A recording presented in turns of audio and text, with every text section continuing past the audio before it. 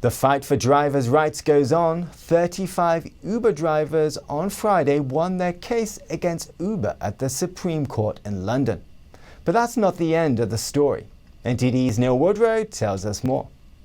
The battle for workers' rights in the gig economy got a big boost last Friday as the app drivers and couriers union fended off Uber's appeal. The California-based company went to the highest court in the UK, having failed to turn around previous legal attempts to treat workers as self-employed. 6 justices unanimously dismissed the smartphone car app's last possible appeal attempt.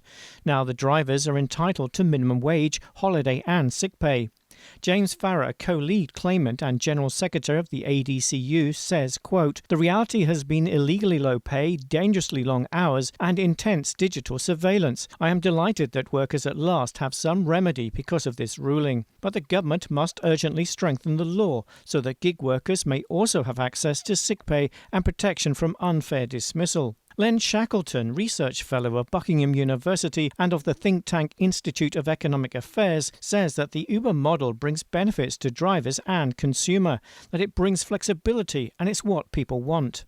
Uber, if it succeeds at all in maintaining its position, is going to have to employ people on some form of contract which requires them to do certain things at certain times. He says that some drivers will not be able to continue on the new terms and will lose that employment opportunity. He says this will also apply to other companies such as Deliveroo and will affect passengers, as he thinks Uber will employ less drivers.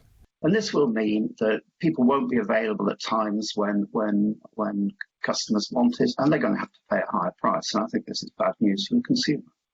He also mentions the pay issue.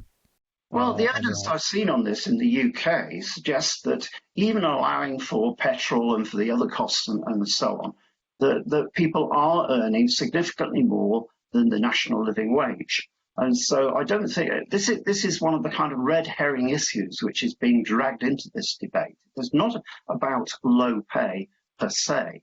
It's about a different type of organising work. According to TechCrunch, Uber are now lobbying Europe to try to encourage deregulation of Europe's labour laws.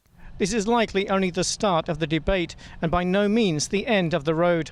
Neil Woodrow, NTD News.